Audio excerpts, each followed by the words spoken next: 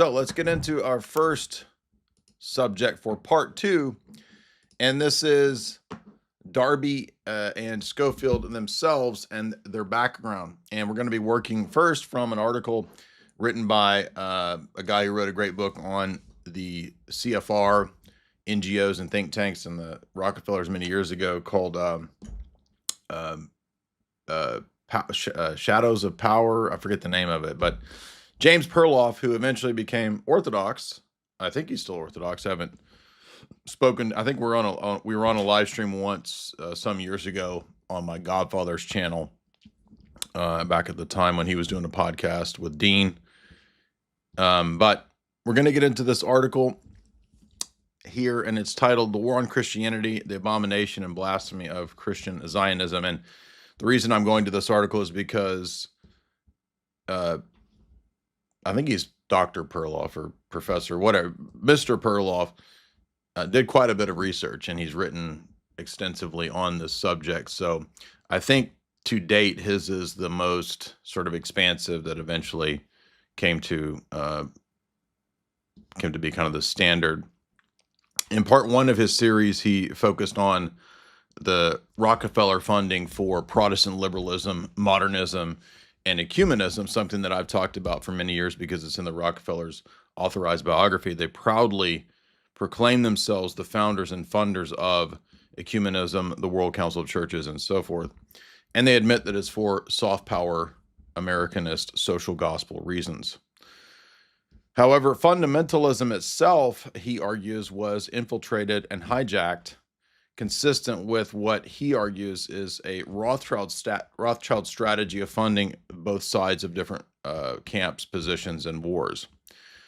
There is Untermeyer evidence, Samuel Untermeyer, the famous American Zionist funding. We don't know if it's the Rothschilds themselves, but it definitely fits with the timing, as we pointed out, of the Balfour Declaration and the Rothschild strategy openly for the founding of the nation state of Israel, which, if we go back to the 1860s, they were already involved in purchasing land back at that time, and eventually preparing via Moses Hess and other biographers of the Rothschilds for a future nation state.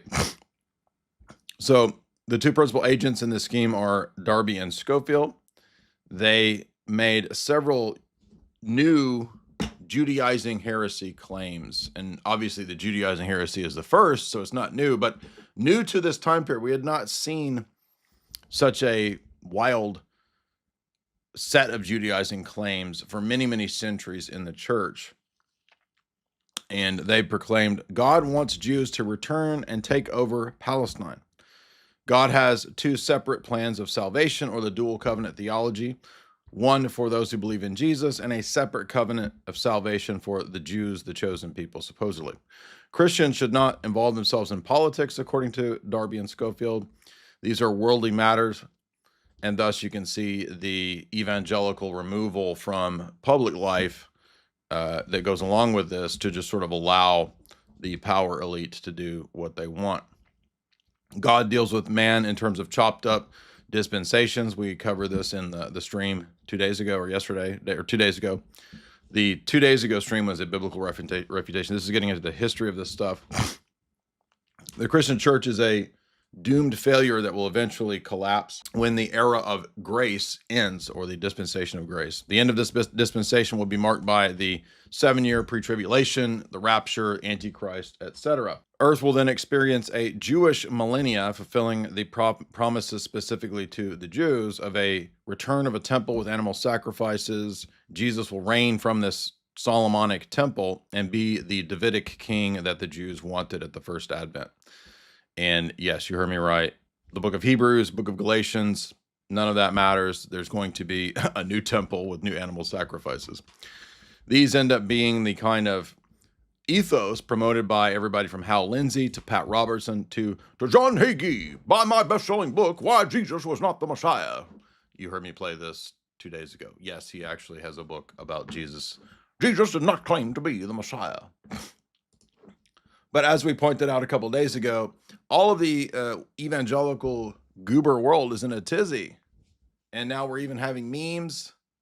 And I did not make this meme. Some every time I post a, oh, look at this narcissistic psychopath. He's making memes of himself. I didn't make this meme. It's from Instagram. I found it. It was funny. But I wanted to, again, touch on how this came to be so popular briefly, because Perloff mentioned it in this text. If you go back to the 1970s, when you had the rise of the rapture theology amongst the evangelicals, this was due largely, not totally, but largely to the influence of Hal Lindsey's book,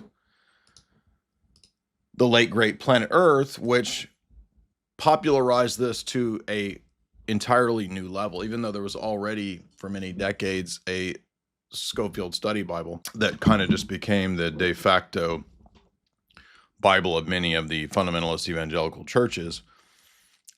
This book, believe it or not, actually became very popular amongst the Jesus people of the 1970s post-counterculture hippie movement, who started turning, quote unquote, to Jesus. This is where we got the Jesus People Revolution. In fact, they made a recent movie about this. And this, if you don't know, is where we get the rise of the Calvary Chapel and the megachurch movements. But briefly, this is what we're talking about here. 2017 marked the 50th anniversary of San Francisco's Haight-Ashbury Summer of Love hippie movement, a time for young people to celebrate personal expression, drug experimentation, and easy sexuality. But something else occurred described as hippie-style conservative evangelical Christianity, named the Jesus Freaks or Jesus People. I'll look later at this movement, but first a little background on how things all unfolded. The 1960s counterculture included a spiritual dimension that attracted a lot of hippie interest. Besides Christianity, there also was meditation, Eastern religions such as Buddhism, Krishna, and Native American spirituality. But as the Summer of Love grew in numbers, a number of problems surfaced, such as overcrowding, crime, sexually transmitted diseases, bad drug trips, and severe poverty. As many hippies became disillusioned, an opening was created for hippie Jesus freak evangelists, urging people to follow Jesus Christ and forsake drugs and promiscuous sex. One of those key in growing the Jesus People movement was Ted Wise. He was a sailmaker who in 1965 was saved after one of his reoccurring LSD trips. Wise and his wife Elizabeth and several other hippie couples began to attend a local Baptist church in San Francisco. The look and non-conforming ways of these new believers antagonized many members of the church, keeping their long hair, eccentric fashion, and showing a dissatisfaction with middle-class Christianity. The group persevered. The church's pastor, John McDonald, saw all the problems in the area, from homelessness, hunger, to sickness. He decided to do something more to help the Haight-Ashbury masses. Along with the help of other Bay Area pastors, McDonald assisted Wise to establish a coffee house called The Living Room. Over the next year and a half, many Now, you'll notice that this still continues to this day amongst the evangelical megachurch trends, is this sort of coffee house, low church, home church, Bible study method that expands then into the megachurch strip mall thing. And many of the strip mall megachurches have coffee shops in them still. But this also created and spun off the vineyard movement. And the vineyard movement is, of course, this the sort of extreme charismatic style stuff. And when we look at a lot of the rolling and barking and all that kind of stuff, the gibberish, a lot of that comes out of the vineyard movement. And the vineyard movement, if I recall, is a split off of the Calvary Chapel evangelical movement. Now, remember, several of the early Calvary Chapel founders are former military intelligence and former CIA operatives. Now, I'm not saying that the CIA sat around concocted to create the Calvary Chapel per se. It's just already kind of sus that the founders would be these intelligence operatives. hippie characters and thousands of runaway young people received ministering, soup and coffee, and donuts. At the same time, others in the Bay Area, like Kent Philpott, a Baptist seminary student, began to preach Christianity on the streets. By late 1968, they had opened a shelter named the Soul Inn. Christian communes opened up as well, a string of them in San Rafael, Walnut Creek, and other Bay Area communities. While the Jesus People movement was growing all across the country, like in Seattle, Detroit, and Fort Lauderdale, undoubtedly the hotbed of the movement located to south of Los Angeles. There they attracted not only hardcore hippies from the drug culture, but masses of teenagers and youth groups at many of the area's churches. From the late 60s to the mid-70s, hundreds of independent communal homes, coffee houses, and Christian fellowships opened nationwide. Many remember prominent coffee houses like the Upper Room in the Belly of the Whale. Underground Jesus papers were very popular in Los Angeles and Chicago. Most noteworthy, the Hollywood Free Paper and the Cornerstone stood out. In California, Jesus People had countless ocean baptisms, with thousands of enthusiastic teenagers being plunged beneath the waves. Young people were attracted to the movement through the use of folk, pop, and rock music, whether using simple choruses in small groups. No, it's not a coincidence that a lot of the cults come out of California, because California has always been a test bed, an experimental hotbed for the creation of cults. It's not an accident that it's a massive military industrial complex state. There are naval bases everywhere. You've got the entire 1960s counterculture movement basically being masterminded out of Esalen Institute, which is in Big Sur. So no, it is not a coincidence. The only thing that really could be debated is the extent of how engineered it was. And that really isn't even that big of a deal, right? In other words, even if there was an organic movement that, let's say, Paul Cain and Chuck Smith organically got together to decide to start a megachurch, it really wouldn't matter if the megachurch moves in the direction of doing the very things that the CIA and the State Department, the Pentagon want in terms of promoting Israeli foreign policy, et cetera. So again, at the end of the day, the extent doesn't matter. And that's, it's always a little bit difficult to prove how far things are pre-planned. And at the end of the day, it doesn't even matter because they're all really co-opted entities. So we have these figures like Paul Cain, who claimed to have prophetic powers and prophetic visions. He was a major figure in the neo-charismatic movements. Another character, and by the way, Paul Cain ended up being outed as a Skittles man.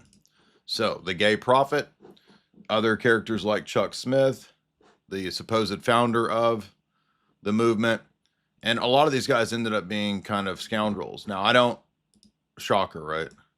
I'm not advocating this reggae website, but this used to be at an evangelical website, and you can't find it anymore. And for whatever reason, it just ends up being at this bizarre Rasta dude's website. However, the article is really good for detailing the history of the odd characters behind the Messianic movement, the Hebrew Roots movement, the Jesus People movement, the Calvary Chapel. And as we said this whole time, there's the article if you want to read that one. This always goes back to these mega promoted figures that always also crafted their narratives to kind of fit the Cold War narrative of the time, as well as CIA and Pentagon foreign policy. So for example, Gog and Magog in these books are always Russia and China, and they're always there to destroy Israel. Therefore, the US has a moral duty to support Israel at all costs, because otherwise you're supporting Gog and Magog and Antichrist. And all of the dumb evangelicals just lapped this up precisely because it was also tied into the Cold War propaganda throughout that time. But of course, the funny thing that no one talks about is that Hal Lindsey, after putting out The Late Great Planet Earth and then predicting the rapture in 1988 in his book, The Rapture, he took that money from these books and bought a bunch of Malibu real estate, allegedly, which doesn't sound like he's really thinking the rapture is coming. Why would you buy a bunch of real estate if the rapture is coming? Or I'll play the rest of this. There's just a little bit left of this. Listening to guitar strumming artists in coffee houses, or sponsoring full-blown Christian rock concerts and music festivals, music was a central part of Jesus People life. The Dallas... Oh, I forgot, as John Adams pointed out, all of Christian rock actually comes out of this stuff. I didn't know that. The Calvary Chapel and the Jesus People movement. Based Campus Crusade for Christ in June 1970. Oh, and we also have to mention Campus Crusade for Christ, which comes out of Chuck Smith and Calvary Chapel, is also admittedly a long-time collaborative effort with the Pentagon on record. Ephraim Ingdal's book, Lost Hegemon, discusses this. That's why they have always pushed through evangelical operations that are covers for everything from drug running to gun running to Coney 2012. So Coney 2012 was promoted by Campus Crusade across all of America's college campuses to simply push the foreign policy that Obama had in place, if you remember back in 2012. And really, this was part of AFRICOM. So AFRICOM, which is African Command, and this is the Pentagon's plan for that region. So AFRICOM is United States Africa Command, and it is basically what the U.S., what the Pentagon plans for that continent. So there was a specific desire at this time for rare earth minerals and other things that they wanted to strategically place soldiers there for. So what they do is they come up with a convenient cover for these kinds of operations, and then they dupe all the idiot evangelicals into following them, and that has nothing to do with promoting Jesus to the Africans. But low IQ evangelicals eat this up. This is why soft power can utilize everything from Hollywood to churches. But in the case of Coney 2012, it was a little more explicit, and it actually came out that this was a Pentagon psyop, but they had pushed this ridiculous documentary with that guy that went crazy and stripped himself naked, this Jason guy here. Remember this? I love talking about this one because it's such a classic example of like a college, massive, nationwide, just total scam. And I talked about how fake this was at the time. Do you know how many people just called me insane? They went after me. I got called every name in the book because I called this out at the time. This had 100 million views, supposedly. 100 million views. And the whole thing collapsed as a giant scam. Again, you go back to the 1980s, the moral majority, when the Pentagon, the CIA, et cetera, they had these meetings with the evangelical preachers. They eventually put and had, who was that fat smug guy there? Jerry Falwell was the mouthpiece of the moral majority. And this all worked tightly in concert with the Reagan White House and the Pentagon. My college training for the ministry, I was instructed repeatedly, religion and politics do not mix. So we actually had a kind of a push for what you might call, I don't know if I'd go so far as to call it Christian nationalism, because it was just so ridiculous. And all the mouthpieces of it were so just idiotic, right? I mean, people like this clown. Right? I mean, he's almost like a clown in a costume. Like he's the ultimate smug Baptist pastor that basically everybody absolutely despised because he was so smug and weird. And I mean, doesn't he just look like every fat Baptist pastor? Throwing God, or successfully with the help of the federal court system, throwing God out of the public square, out of the schools. Now, a lot of, again, very naive people, they think that, oh, well, he's just saying good stuff. I like Jerry Falwell. He's preaching the gospel. They're working with the Pentagon to push a soft power plan to ensure that America does everything that the Israeli foreign lobby and the Pentagon and other places wants to do. It's very obvious when you understand this. And it's only now that we are beginning to see this stranglehold break in the mass mind and the mass populace. I figured out that this was all fake and gay when I was 20 years old, when I became Catholic, around that time when I started reading all of the church fathers, right? So he talks about Theodore Herzl. He doesn't mention Moses Hess, who is explicit, but he may not be aware of that book. Before all of the Scofield popularization, there was the figure John Nelson Darby. This is who Scofield got his biblical analysis from. Darby was believed to be a Freemason and was connected to the Rothschilds, and the British East India Company. This is according to Dr. Perloff. And Darby's family owned a castle known as Leap Castle that is also believed to have been involved in certain esoteric and cultic rites. Again, I've not looked into that, but I wouldn't be surprised. It's not accidental, by the way, that the most famous Satanist of the last century, Aleister Crowley, comes out of John Nelson Darby's cult. Crowley was raised as a Plymouth Brethren, so that is curious. Darby oftentimes used, in fact, terms in line with theosophists. For example, Jesus was often called the coming one. God is often referred to as the architect, which is a Freemasonic name for God. It's not usually used for the God who creates ex nihilo. Darby also penned what he called his own version of the Bible. Perloff argues that Darby changed certain verses in the scriptures. I'm not doubting that. It's just not something that I've looked into. But if you read his article, he links to another evangelical page that critiques Darby's mistranslations. In 1897, when Herzl began hosting the Rothschild-funded Zionist Congress in Switzerland, they developed a plan for how to create the nation-state of Israel in Palestine. More explicitly, a political thing. Even though Rothschild had been buying land for religious pilgrimage purposes, this is beginning to be more of a political entity. And we saw that in the Morton Rothschild biography book that we've discussed. At that time, the Catholic Church rejected this idea and plan and would not support the establishment of the nation-state of Israel. This could only be achieved, however, by tampering with the biblical texts themselves, and thus emerged Cyrus Scofield. Scofield started out as a crooked Kansas lawyer and politician working under a figure named John J. Ingalls, a major figure in corrupt Kansas politics. In 1881, the Atchison Globe reported Mr. C.I. Scofield, who was appointed by the United States District Attorney of Kansas in 1873, turned out worse than any other Kansas official.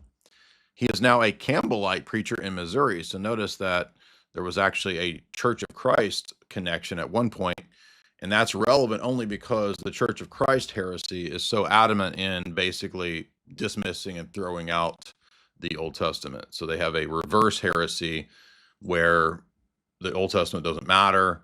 They're kind of Marcionite in a way. And then Scofield will end up, even though he's in the circles of Campbellites at this time, Scofield will end up flipping and turning into the opposite to basically Judaizing. The same year, the Topeka Daily Capital wrote a story about Scofield and noted that C.I. Scofield, the late lawyer and politician and shyster, has come to surface again. He promises to gather around himself a halo of notoriety. The last personal knowledge that Kansans have of this peer among the scallywags was 4 years ago, after a series of forgeries and confidence games, wherein he was forced to leave the state destitute and fled to Canada. There, he had a wealthy widowed sister who came to the fore and squared up Cyrus's follies by giving him round sums of money. Within the past year, however, Cyrus committed a bunch of St. Louis forgeries that could not be easily settled, and thus this young gentleman was compelled to linger in St. Louis jails for 6 months. So he was actually in jail for 6 months for forgeries and swindles. Eventually, the court cases were dropped, and he was let loose. And this might be because he also claimed to be a war hero. So he claimed that he was a war hero who had fought in the Civil War, and he got some minor medal. So that might have been why he was able to get out. But some of his details of his history are unknown and speculative. So later on, when he converted to Christianity, he claimed to be a lawyer, although nobody has any record or proof that he actually completed law exams or that he was actually practicing law anywhere. Scofield became acquainted then with John Nelson Darby's teaching, and by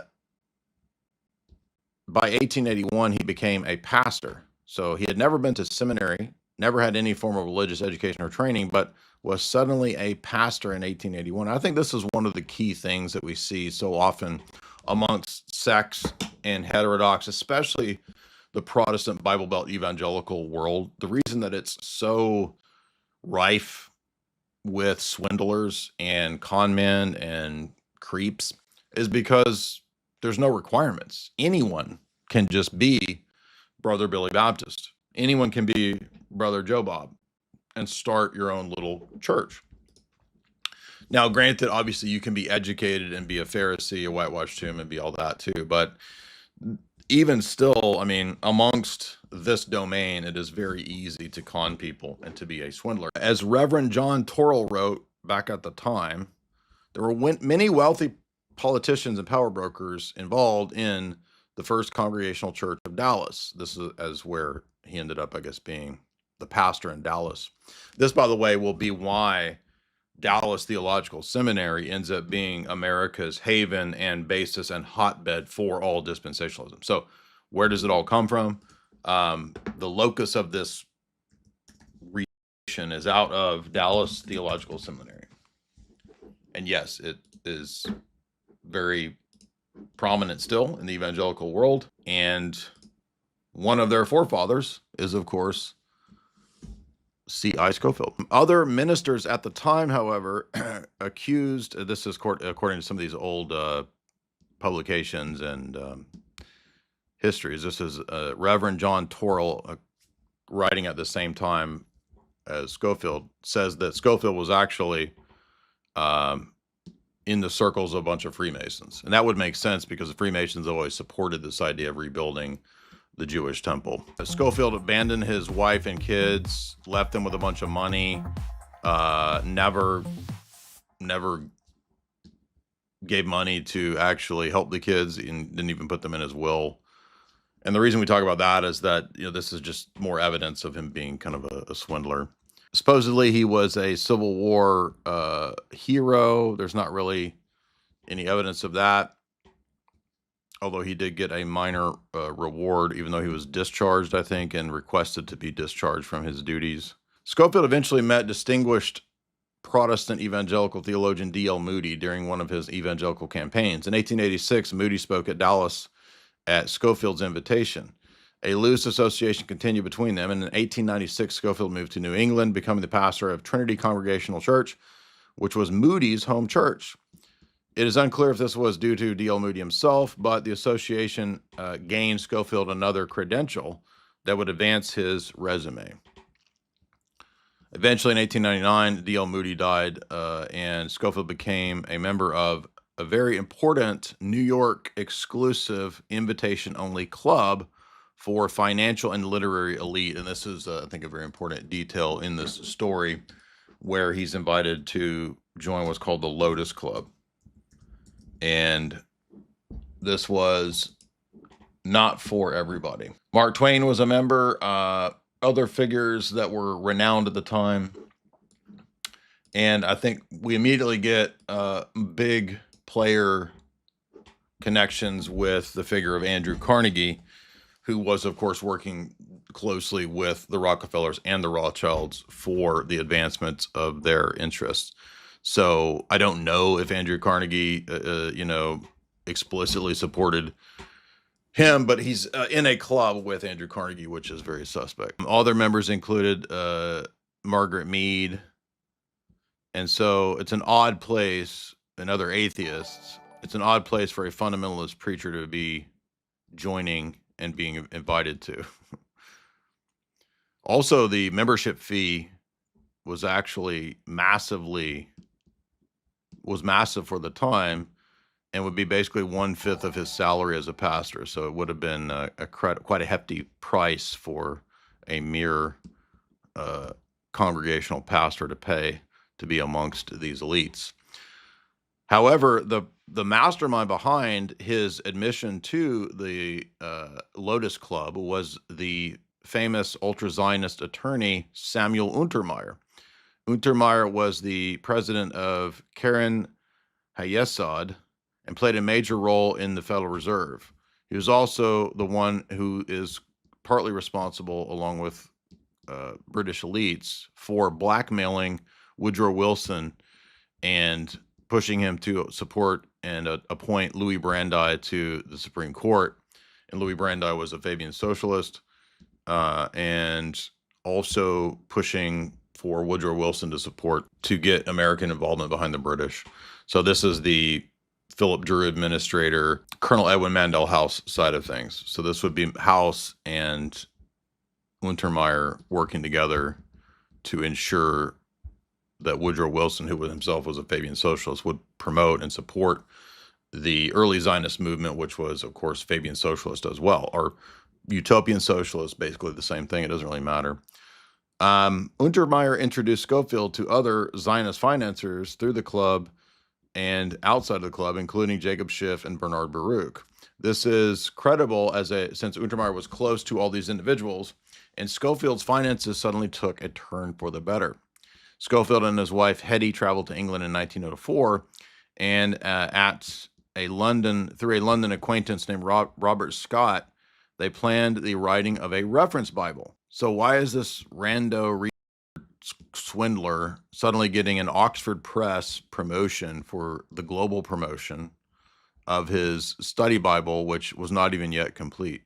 In fact, Scofield, again, had no academic qualifications nor degrees, nor religious theological training, and yet Oxford University is going to print and publish a study Bible.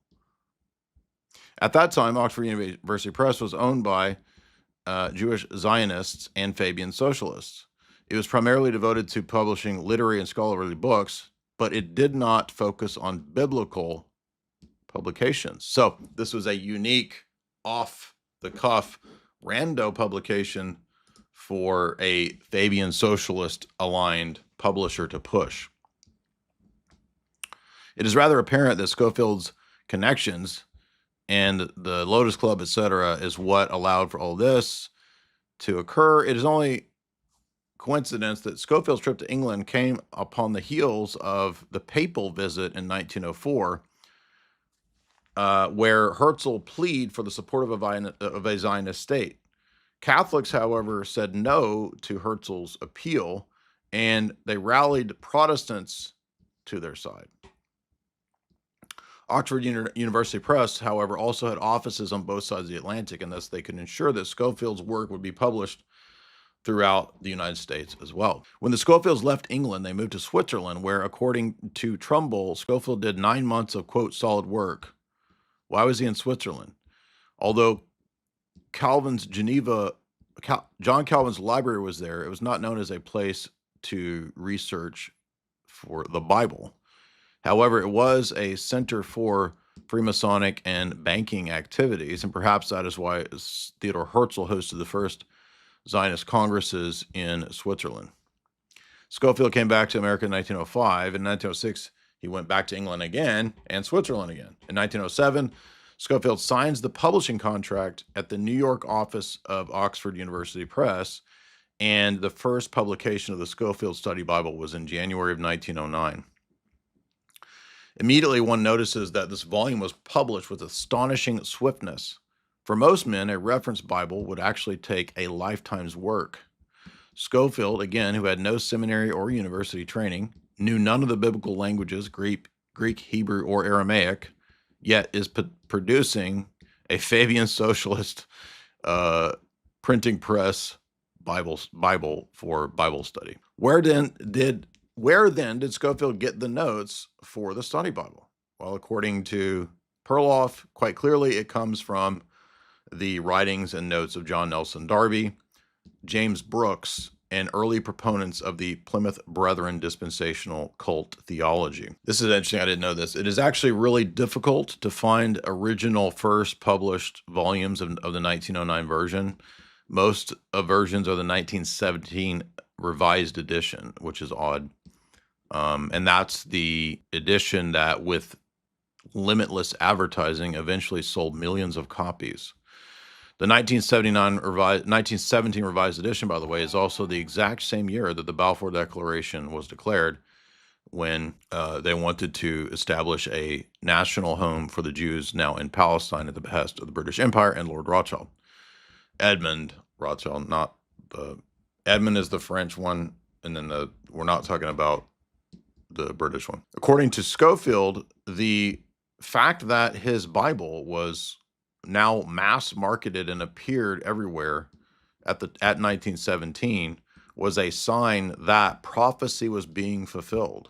Now, Father John Wyford makes a great point in the interview that he did with Buck Johnson, and I'm going to play that section right here because there's a lot of things that don't make any sense. For one, okay, so wait a minute. So the return of the Jews, according to Deuteronomy, if you read the covenant curses, blessings and cursings chapter, that supposedly comes, even if we were to allow this interpretation, when Israel repents and becomes faithful in a theological sense to God, right? Now, we don't believe the theological Zionist position, but even if we granted that, where is the repentance that's leading to the reestablishment in the land? Because that's what supposedly is the qualification or the prerequisite for being restored to the land. And if you take those prophecies in context, those produce a lot of division among Protestants because everybody comes up with their own view of how to understand it. In their mind. It's mostly Old Testament prophecies. And if you take those prophecies in context, those prophecies are actually talking about the return of the Jews after the Babylonian captivity. But they'll take those prophecies and say, well, this is a future return of Jews. And what they don't account for is that back in Deuteronomy, the prophet Moses made it very clear, hey, if you don't keep the law, you turn your back on me, then you're going to be kicked out of the land. However, if you repent, then I'll bring you back. Well, we're talking about people who have not repented. These people, their sin was rejecting Christ and rejecting the gospel. They've not repented of that. As a matter of fact, even by Jewish standards, the secular state of Israel is not even faithful to Judaism. They embrace the LGBTQP movement. I visited Israel back in, I think it was like 2015 or 2014. Happened to be there in the month of June, and there were pride flags all over Tel Aviv because it was the Pride Month. Well, if you take the Old Testament seriously, you would have to assume that God was holding the Israelis to the same standards that He held the Jews in the Old Testament to. That fire and brimstone ought to be in the forecast. There's no reason to think that God is saying, okay, you people have finally repented, so now I'm going to give you your land back. There's no sign of that. Mm-hmm. So, as far as truth goes, and that's a great point, refuting the idea that, oh, it's a fulfillment of prophecy in 1917, 1948, right? Oh, look, it's the fulfillment of prophecy. Well, the prophecies, even if we were to grant that, require the prerequisite of return to God and repentance. And this is part of the reason why, for example, Orthodox Jews who are against Zionists don't believe that this was actually any fulfillment of prophecy. So the Scofield Study Bible then becomes a kind of evangelical tradition. And it clearly has this geopolitical, underpinning to it. And that's still the case today. That is why so many of these authors that you see that push all the evangelical end times gibberish, they're really just doing an updated version of what Scofield was doing then. John Hagee did for many decades. I mean, another one of these would be people like Joel Rosenberg. I mean, he does all the same prophecy nonsense, which is all really there to just promote and back up Israeli foreign policy. And they do it by duping idiot evangelicals. And they also do it by propping up all of these influencers, none of whom will actually come and have any kind of debate. And I've asked at least 10 of them this week. And their only response is, look how pathetic you are begging people to debate you. Well, why can't they come defend their position? I mean, if they're so confident in it, like this goofball evangelical guy here with 600,000 followers, he won't do it. Dinesh, we're really trying to get Dinesh to do it. I don't think he will. Um, who's this crazy woman? This Ukrainian chick. Where's she at? Insurrectionist Darby. Jesus was a Zionist. What the hell is she talking about? I mean, these people are actually just loons, right? I mean, I don't even know. Do they even know what they're tweeting? Or are they just like getting some talking point tweet that they just tweet out the gibberish? And by the way, how does she have 1 million followers? 1 million followers? There is no genuine conservatism in America. That's the whole point. And that's why we've critiqued classical liberalism for 15 years. All of the stuff that's going on, I have talked about.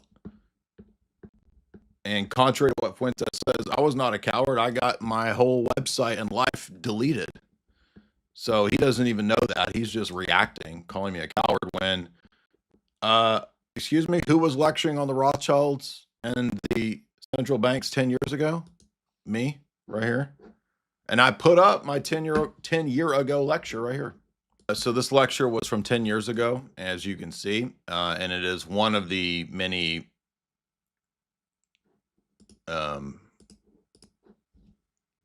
Tragedy and Hope lectures that we did back when we covered the whole book.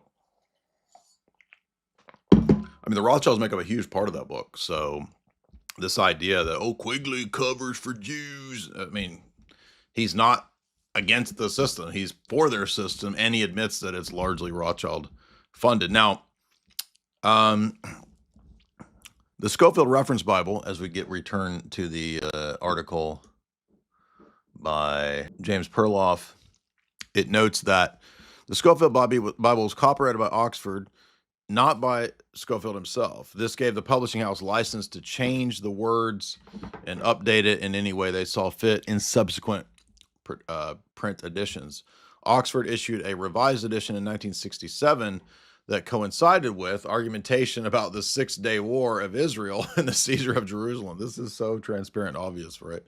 That version of Scofield Zionism on steroids added, for example, the phrase, for a nation to commit the sin of anti-Semitism brings divine judgment.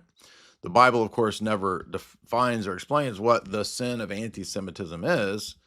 In fact, that would mean God and the prophets were anti-Semites because they preach against apostate Israel so many times in the Old Testament. And by the way, Arabs have a common genetic lineage and heritage, and so they are also Semites. So none of this actually makes any sense. Genesis 15:18, God describes the land that was given to the seed. I will give this land to you from Egypt to the great river to the Euphrates. At Theodor Herzl's Zionist Congress, however, plans were made to claim all of the land from the Nile to the Euphrates, right? So you'll notice that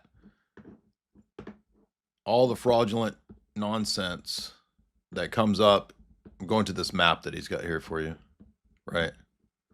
So Genesis 15:18, and then that just happens to coincide with what Theodor Herzl is arguing at the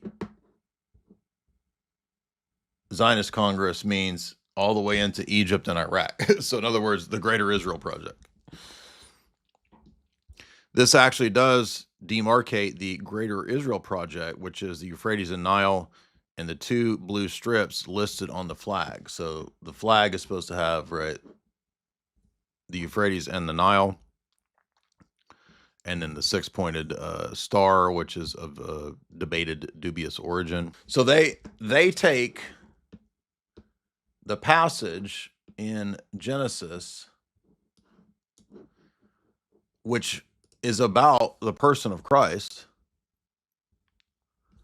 and they think that that is actually the flesh nation state of Israel. So you see that the fallacy here is that they think the promise is about the patch of land forever. The forever is the patch of land that is the entire earth. The forever is what Galatians 3 explains is faith in Christ. The only seed, Galatians 3:29, if you are in Christ, you are heirs and you are Abraham's seed. That's the only heir there is. The heir to what? To the land, to the promise. The promise is heaven and eternity. And as we saw in 2 days ago stream, God said to Abraham, I am your exceeding reward. God is the reward, not a patch of real estate. And the patch of land that the Old Testament had the Jews conquering is a type of the Christians, the true Israel, conquering the land of the whole earth. It's a typological relationship, and evangelicals do not understand and do not know how to do spiritual exegesis or Christological exegesis of the Old Testament. All of these passages and promises that are about Christ and his church, they ignorantly and foolishly think is about the socialist, atheist nation state of Israel. This is how stupid these people are. Hopefully this encapsulation of the history of Calvary Chapel, out of dispensationalism, Zionism, etc. But I want to remind you guys that for the Pentagon connection, which I've talked about many, many times over, it's not just this one kind of obscure article. The entire book by F. William Engdahl, Lost Hegemon, is really good on this and gets into the CIA's usage of kind of these goofball evangelicals, right? So I highly recommend getting a hold of this book if you're interested in going into more depth about how a lot of the Campus Crusade and all that kind of stuff, Chuck Smith, and how Lindsay used to be part of Campus Crusade, by the way, according to my buddy John. Hopefully you found all that useful. All right, guys, get ready. We'll be back in a few minutes with Posh Spice, and we will be debunking Mormonism.